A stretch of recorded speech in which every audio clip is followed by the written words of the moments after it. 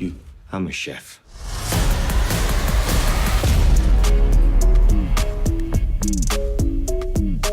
I've seen this Wu Assassin. It ain't him. It's some old bald dude. Oh, whoa, okay. Stop doing that.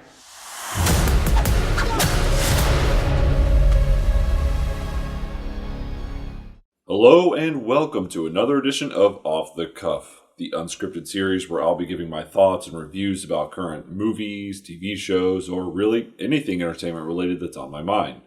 And for today's spoiler-free episode, I wanted to talk about the recent Netflix release, Wu Assässins. This show has been on my radar for a while now, ever since it was announced that Iko Uwais had signed on to a Netflix show. I was interested.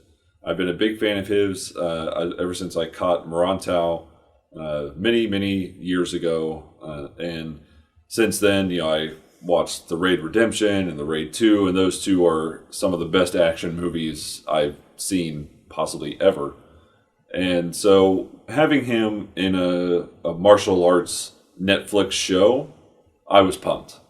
I didn't really know what the story was going to be about or anything like that, but didn't really care. He was going to be in it. That's all that mattered. I was going to watch it. And so going into that, I should say I had kind of high expectations, but unfortunately they weren't really met.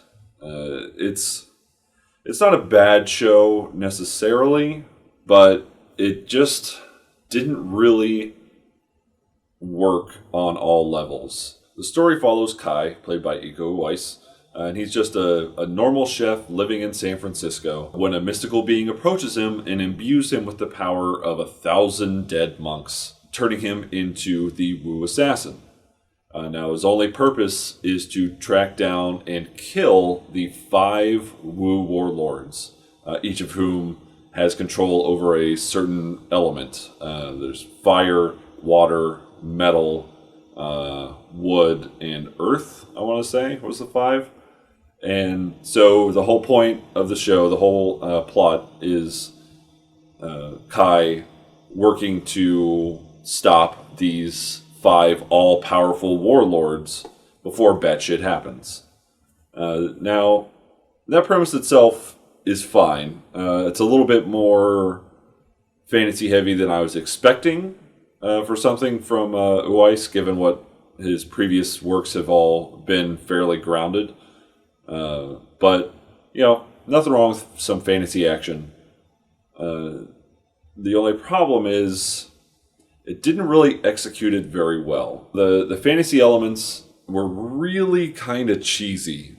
And pretty much every time Kai goes to this mystical realm where he's trained to use his powers and where he communicates with this mystical being that has given him this mission, it looked like something out of maybe an 80s or early 90s kind of fantasy movie with subpar effects and green screen effects, and it was all it felt like it belonged in like a family, maybe kids movie fantasy type of film. Now when this show is at its best, it's during the fight scenes. The bringing in Iko Uwais as the star really helped levitate the fight scenes above where they normally are for a TV show. Most TV shows have the same issues that a lot of Hollywood movies do, where the fight scenes are either too close or kind of obscure. Maybe it's a little too dark in there, or maybe they're doing a lot of quick cuts, so it's not really as easy to see what's going on, and it makes it much easier for the directors to put in stunt doubles instead of the actual actors themselves. And so this is a show that you can tell for most of it, aside from a couple fight scenes here or there, you can tell that it is the actual actors kicking the ass. And part of that is in who they brought in, who they cast for these characters. Iko Uwais, obviously, amazing Indonesian martial artist. And then you also have Louis Tam, another great martial artist who does really well with his fight scenes in here. And you have even Catherine Winnick, who you might know from Vikings as Lagertha. And if you didn't know, in real life, she is a legit badass. And she does great with her fight scenes in this. Now, I won't say that the action sequences are on par with the Raid series or Morantau, but they're still really well made, and have some, there are a couple that have some fantasy elements to them with like fireballs being shot out and shit like that. But for the most part, they are these grounded, gritty action sequences, some of which are fairly violent. As I said, not quite as much as the Raid series, but it's still, the violence is much more than what the fantasy elements would have led you to believe. You see the certain parts of the show, like these fantasy scenes, and some of the dialogue and that, and you kind of feel like this is going to be a family-friendly show, and then you see a fight scene with the dude getting a knife going through his hand and like pinned to the wall, and you're like, nope, definitely not for families. And it is certainly not. They drop F-bombs, and it is most definitely made for mature audiences. I won't lie, I would still watch a second season of this. It's not the greatest show.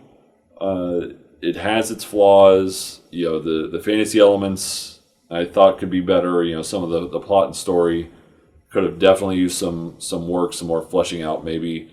Or maybe try not to make it so complicated, I don't know. But the action, top notch. A few shows can really compare to the fight scenes here. Maybe the Daredevil series on Netflix, Into the Badlands and Banshee. Maybe those are probably the shows with the best fight scenes, and Wu Assässins now. So if you'll get good action scenes. Every episode has at least one solid fight or action sequence. Sometimes there's more, but it's not necessarily action packed. You're not going to have a full episode that's just fighting, but it is still pretty fun, just held back by some story and plot and fantasy elements that just don't quite work well enough. Well, that'll do it for this episode. I hope you enjoyed it, and be sure to keep an eye out for more in the future. And just as a reminder, even though this spoiler-free version is available to everybody, the spoiler-filled version, in addition to most of the other episodes of Off the Cuff, is a Patreon exclusive. So if you want to check that out, or check out the future episodes, you might want to consider supporting us on Patreon. Well, thanks for watching, and I'll see you next time.